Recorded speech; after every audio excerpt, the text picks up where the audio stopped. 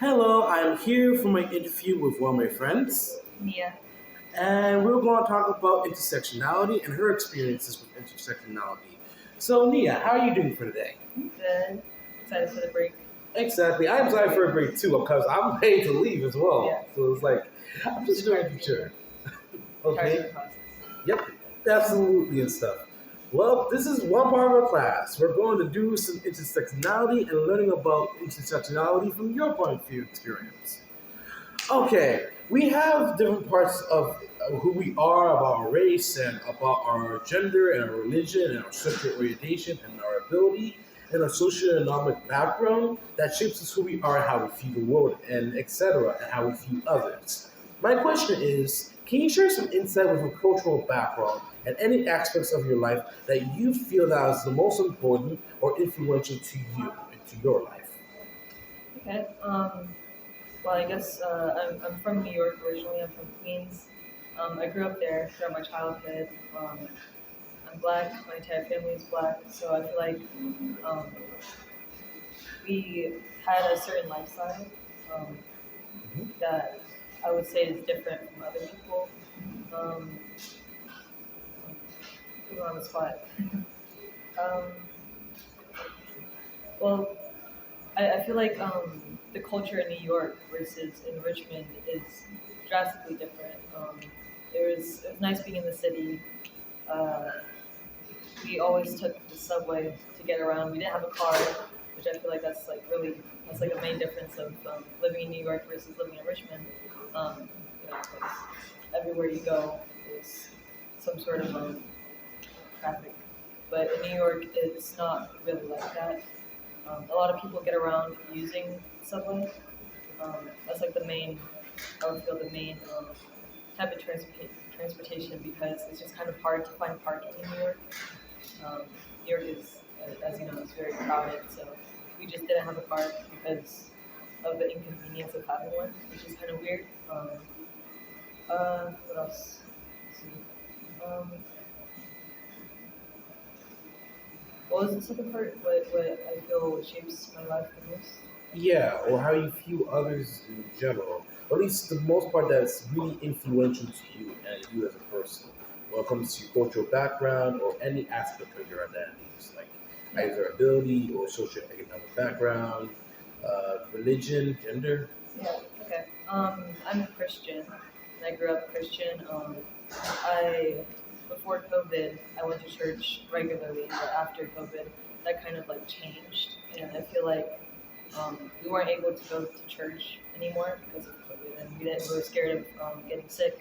And after the quarantine ended, I feel like the Christian aspect of my life also kind of changed because I wasn't as active in that part of my life because I wasn't going to church for like years. So my relationship with God kind of drifted away, and I feel like I'm still working on trying to build that up. So I lost a lot of friends, which from that I made through church, which was pretty upsetting. But I was also growing up, so it I guess it was also kind of a part of life that would just naturally happen. But I feel like that affected me a lot in my personality and how my daily life looks like. Uh, Before I came to VCU, I was trying to go to church more. We found this new church. Sorry, me and my family, we found this new church, and we were going every Sunday. It felt nice, but I kind of felt uncomfortable because I was so used to like growing up in my old church, which was United Nations International, and I kind of felt like I was betraying my old church in a sense because I was going to a different church and it just kind of I felt guilty, which I shouldn't because it's just any other church, it's just a place to worship God. But I also didn't really feel comfortable expressing my like worship around new people. So now that I'm in VCU, I've been wanting to go to church, but due to that uncomfortable feeling, I haven't really been going just to avoid that. So I feel like that really changed who I am. Um, yeah. Yeah, I can relate to you a little bit too about being kind of like going to church as well. I mean, with Yeah. COVID and stuff and happening, it also affected the migrants. And it's like me just trying to like catch the bus at usually around like 8 and stuff is usually Yeah. kind of a challenge because it's that Yeah. super Yeah. close. Yeah. I get that. Yeah, but it can be rebuilt eventually. It's a place of worship. Yeah. Well, worship God in general, not which denomination. But Um, but other than that, though, let's just say first, thank you for sharing that out. It's really a lot, and it takes courage to share what you're experiencing and yeah. feeling. Then what I just asked you is the word that I kept repeating in general called intersectionality. Now, intersectionality is the idea that we have multiple identities like our race, gender, religion, class, ability, and many more things that defines us as people. Yeah. It does overlap and influences our experiences, but sometimes these experiences and our identities overlapping can create advantages for us and sometimes create changes as well and challenges, especially interacting with the system of power and inequality in the first place. My question is like, how do you, or at least, how do the intersecting differences of your identity work to shape your everyday experience, Yeah. both in a positive way and in a challenging way? Okay. I feel like one of the main categories of things that have like shaped my life positively and negatively is my economic background. Um, my family background, my mom is single. Unfortunately, our dad passed away when I was like a baby. Um, it doesn't really affect me because I don't really remember much about him, but that really affected our financial well-being. And as I said in New York, it was just me, my mom, my younger sister, my younger brother, and then my two older brothers. So she was kind of taking care of all of us in New York, which is already really expensive um, by herself. And it was difficult for her to balance work and taking care of us because she had 5 kids and no help. It was just her. So um, my background has always been on like the lower side of like um, the financial scale, which I mean, it hasn't changed much as I've grown up because we're still, in that kind of weird area of her being by herself. So my two older brothers are moved out now, so back home it's just me and my two younger siblings, and they both have mental disabilities. So she can't really work because she has to take care of them. So really, the only thing keeping us going is the government because we have to. The government provides us money each month for her to take care of us because she can't work. So, um, and what that looked like for me growing up was, um, I told you before, I was in a Catholic middle school, which it was a private middle school. So the main demographic there was like it was mainly white, and they were at least middle class or like upper middle class. So me being lower middle class, I kind of stood out compared to all of them, and it made me feel different, and I didn't really feel welcomed. So I would say that, in a sense, that kind of negatively affects my life and who I was in that era of my childhood, because I felt like everybody else had better lives than I did, and I was unlucky to be, sorry, where I was, and I just didn't feel like it was fair, you know. And I would oftentimes it would come up in conversation uh, through like just like casual like things that you have like possessions, and I wouldn't have as much as they did, and that kind of made me feel left out. But it has also since middle school, high school, and now college. I feel like it's positively affected me because I've found people that are in similar situations to me, and I feel like my friendships with those people felt more real, and I was happier than my friendships with the people in middle school um, who had more money than me, basically. I felt like I wasn't really connected to them, and I was trying to change myself to be more like them, and that made me unhappy in life. And it took a while to tell myself that it's okay for uh, me to have this economic background, and I shouldn't be ashamed of it. Uh, and that kind of, I felt more comfortable with it going through high school and college because other people can relate to me, and I've made friendships with people that won't judge me for what I have and my the background I come from. So I feel like that connection. I feel lucky to like have those connections with those people. So I feel like in a way, my financial background kind of it's also a good thing. Yeah. Um, I can relate to you when it comes to dealing with the different social background stuff. I mean, I went to middle school. It was a public school, mind you. So it was like that. It was like there was a lot of finances, and people came from more middle class and more higher backgrounds. Whereas we were like kind of like less middle class to maybe like high like middle class, so around that area in general. I wasn't able to have much since my mom worked a lot, and like my father and my mom split. Yeah, My stepdad was there, but sometimes he would be gone for his work. So it's like, yeah, mostly it was my mom. yeah, So I can relate to you with the things that kind of do happen in yeah, general. But with that, it just makes me kind of like more happy that I'm at least not one of this. yeah, yeah. I definitely think that. Huh. But people can face both unfair treatment and at the same time face advantages in their identities in general. These can form different things such as stereotypes, systematic barriers, and social norms. How has your intersectional identities, combined with your other identities as well, brought challenges and discrimination and privilege and advantages? And so, can you share an example with me with either one of these things in general? Yeah. I feel like definitely one of the challenges I've faced a lot throughout my life is just being a woman. I feel like at certain times people kind of take that as like they take advantage of that to make fun of me sometimes. Like uh, Like, there's haha, you're a girl? huh?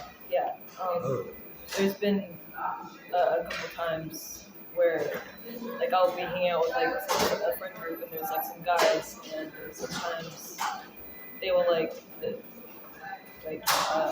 make like stereotypical jokes like go back to the kitchen or uh, go make me a sandwich and stuff like that. And there's been a lot of that online as well, but it's very aggravating and it makes me feel that like I'm less than, you know. So I feel like just being a woman in general, like I feel like a lot of men look down on me even before getting to know me because I just am a woman and they see me as weak or not as smart as them or uh, they just look down on me like I'm a lesser human being just because I'm a woman.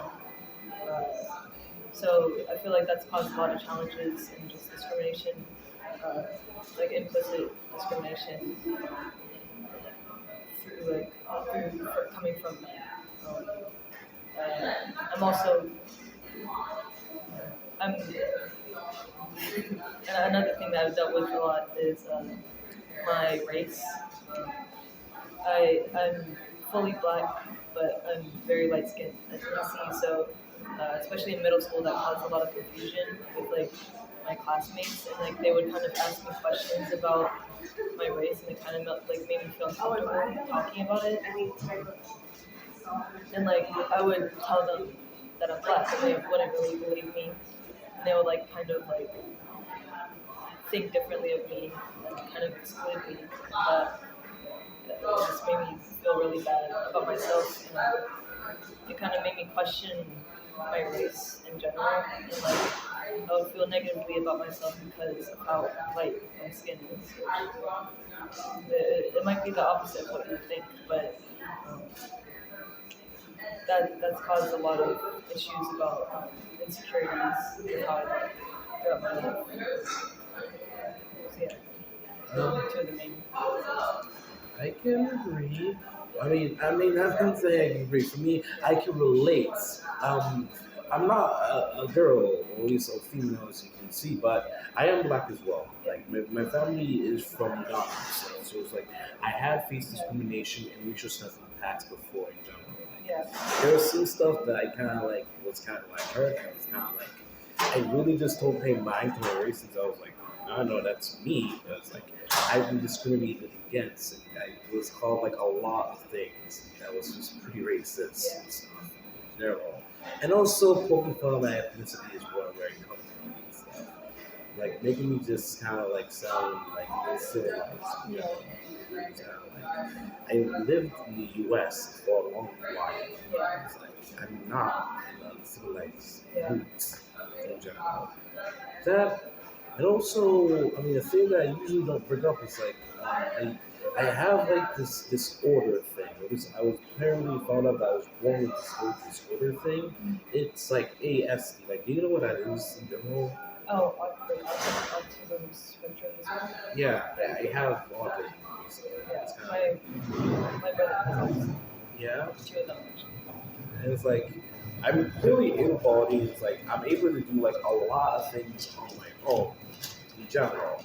I mean, sometimes the people just said, "Hey, I'm forced to have the systems," when really they kind of like, I don't really need as much assistance. It's like I will ask for help if I need to and stuff. Yeah. But at the same time, though, I have faced against like prejudice towards it, thinking I'm more less than due to the disorder. They're confusing it with another disorder, like Down syndrome, or something like that, to make me just Yeah. look or feel dumb in the first place. And I have to deal with that most of my life. Which I proved them wrong, that is. Yeah. Which I proved them wrong. Yeah. But anyway, enough of the show with me. Like, Okay.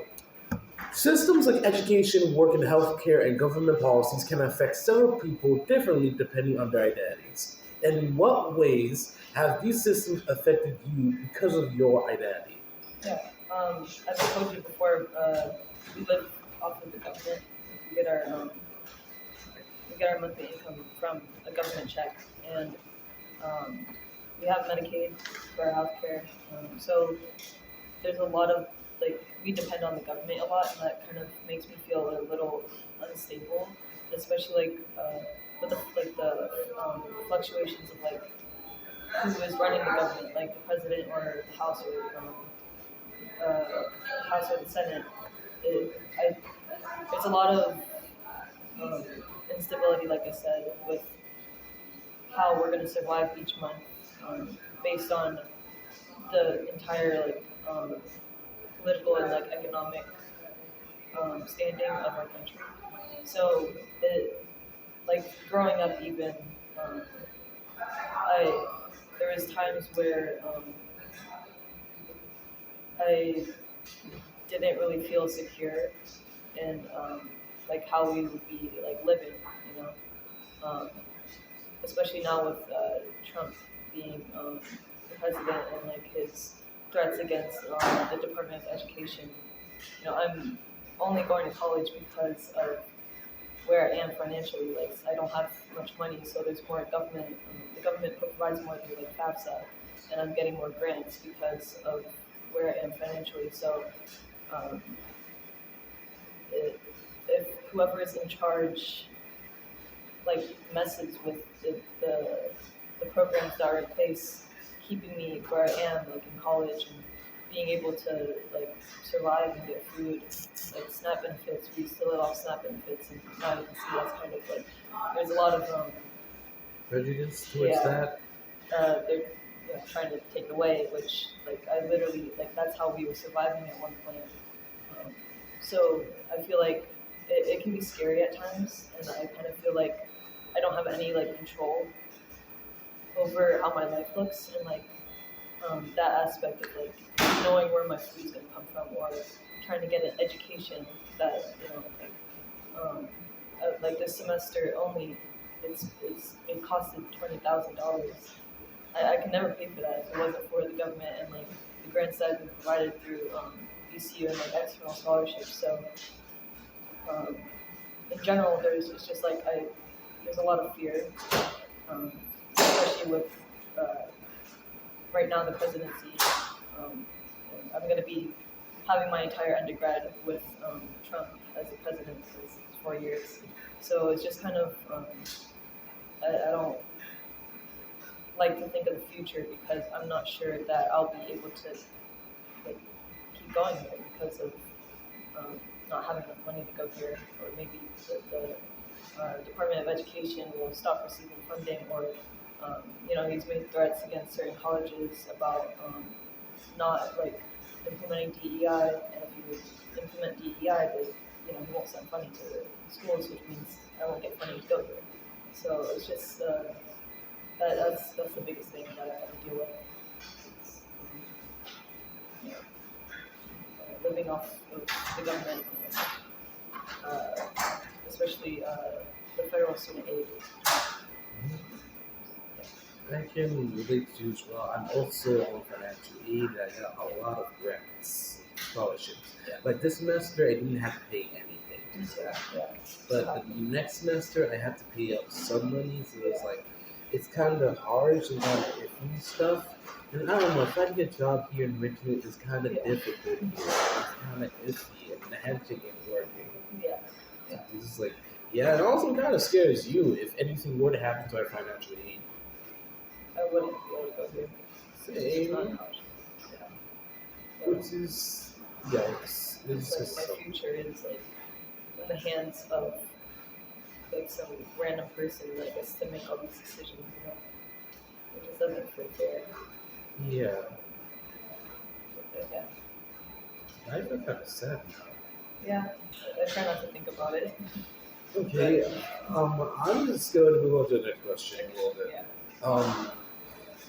Okay, sometimes parts of a person's identity can be invisible, misunderstood, or not represented in certain places.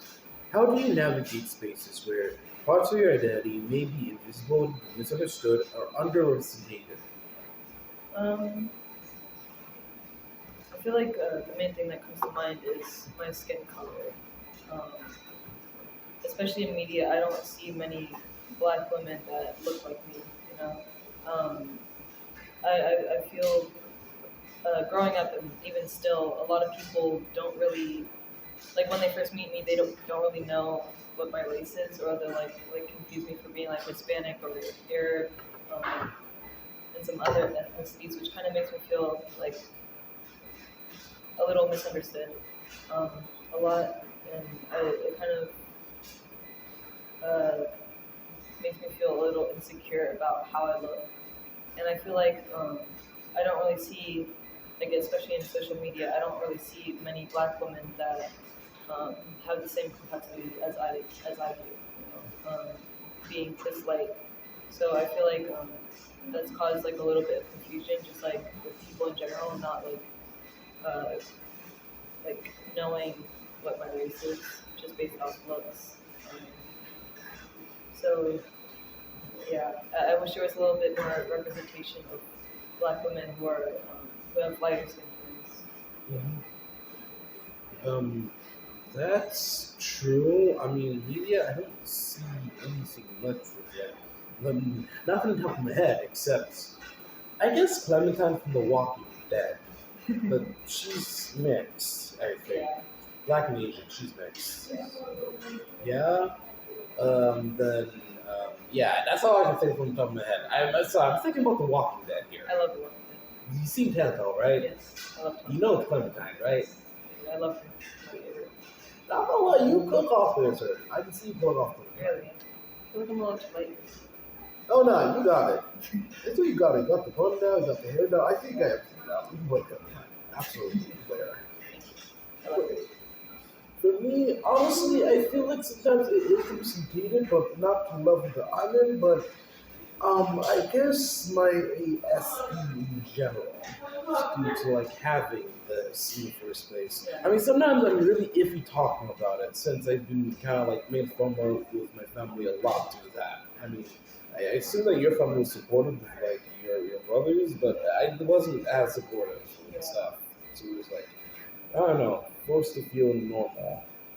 Okay, my sister, my younger sister, she also has a few mental disorders, but she can be like mean to my younger brother who has autism at times, just because of the way he acts, and it makes me really angry because he's not any different than any other person that doesn't have any mental disorders, and they just yeah. So I understand how you feel because I've seen my brother get upset because of how my sister treats him Yeah, I because mean, of how he is. if I were to say that, if I didn't say it, which you probably might think I might have it if I didn't say anything. I when I first met you, my like you're like my brother, like you remind me a lot of my brother. His name's Mason, and I think he's 15 now. Um, so I wasn't sure at first, but it makes sense because I feel like I actually feel like autism is like kind of like a benefit. Like my brother is like really smart and like sophisticated about how he talks and like the things he is interested in. So I kind of saw that in you. Oh, you Yeah. think I'm sophisticated? I think you're a very good speaker and like your yo-yo thing. Remember Summer Scholars? Oh yeah, right. Yeah, Yeah, I I do thought those were have cool. fixed hobbies. Yeah, I Yes, have fixed hobbies. it's the same with my brother. Oh, Yeah, yeah.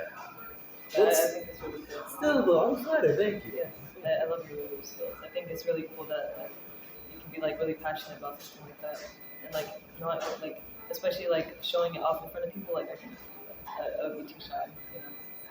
True. But not yoga is not the only thing though. I do other stuff like art, Yeah. painting, I like music. I do like a lot of reading books in general. I do Yeah. like reading. Yeah. So it's like it's pretty nice. Yeah. But time to move on to like our next question. Let's see here.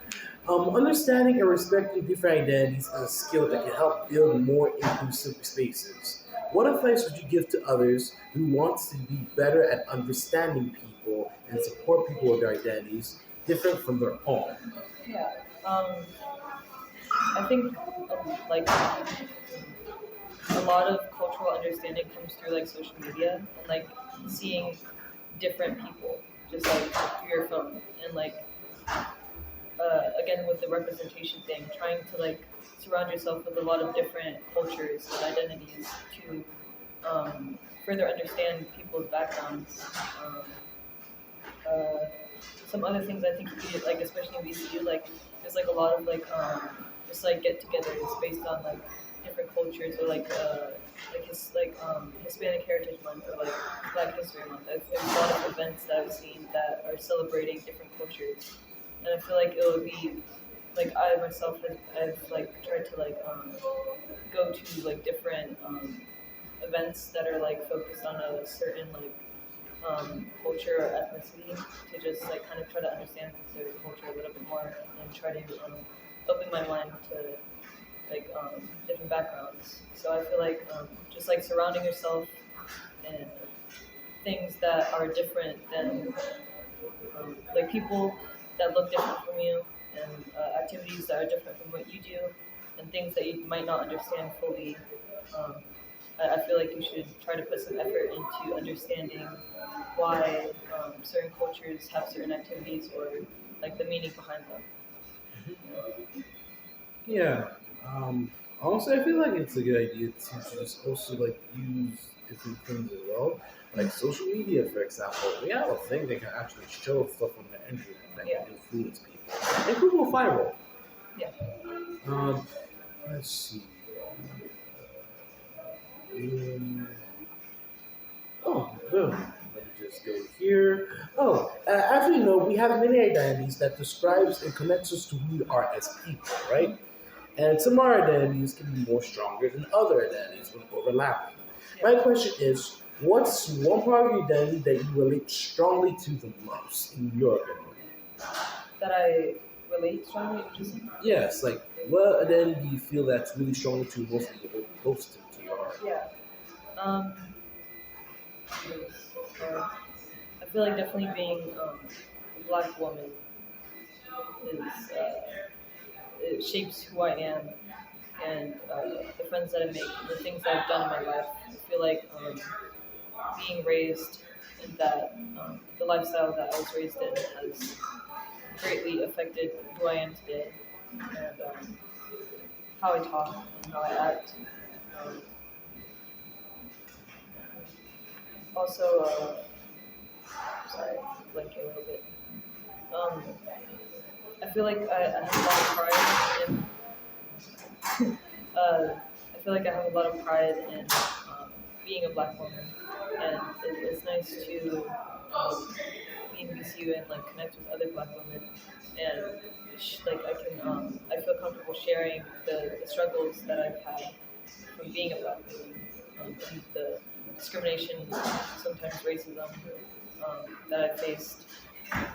So I feel like I'm happy that I'm a black woman. I feel like it gives me a lot of strength, and I, uh, I'm grateful to have been in with my family. My family is very loving, and we have certain traditions that I feel like are different. And, like I feel like they would be different if I wasn't a black woman.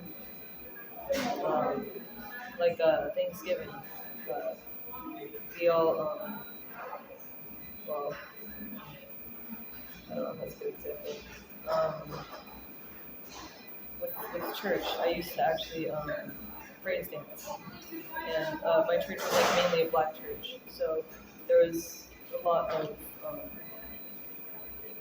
things that we did to praise God that I don't really see in different cultures. Like I feel like because I grew up in a Pentecostal church, Mhm. and that denomination is mainly uh, like the demographic is mainly black. Mhm. So I feel like that it helped me feel more comfortable with who I was and my race because in that area of my life I was still in middle school and I felt already disadvantaged because of my race because I was surrounded by a lot of white people um, who were kind of judgmental and mean to me because of who I was, and I feel like being in that church and praise dancing and um, just performing in front of other people who are black. I felt connected with who I am, and it made me happy to be black. Yeah, your experience was similar to my experience as well. Of how identity that I just hold close is like I like being myself. I like being black. I like my family being from Ghana and just having a culture as well outside of the U.S. We're also from the coastal as well. Basically, for me, I usually just like teaching children in general about the Bible. I am a Sunday school teacher, Yeah, even though I was from I think in Manassas, since I lived in Northern Virginia. I lived in Virginia all my life. yeah, It's like I just kind of like teaching in general. I just found it kind of fun, just interacting with people, and just choosing to be a teacher. yeah, And it's really nice that I'm just not really alone with this whole identity thing. And also, I feel like my skin color is beautiful sometimes. it is. When media portrays it out that being light skinned is the most beautiful thing, but skin color should be beautiful all around. Yeah, I find beauty in this. I, But as we know, intersectionality is the multitude of different identities with one person and can correlate strongly with other people as well. Which one of your identities do you feel most proud of that you have? um,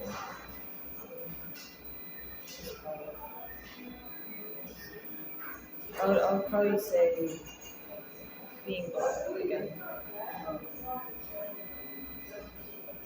Um, I don't want to be repetitive. Um, I don't know. I feel pride in my race and connecting with others and having certain interactions that I wouldn't have with somebody who isn't black or somebody that doesn't grow up in kind of the same culture as me. And it is, I feel like the connections I make with other black people are stronger and I can kind of relate more deeply,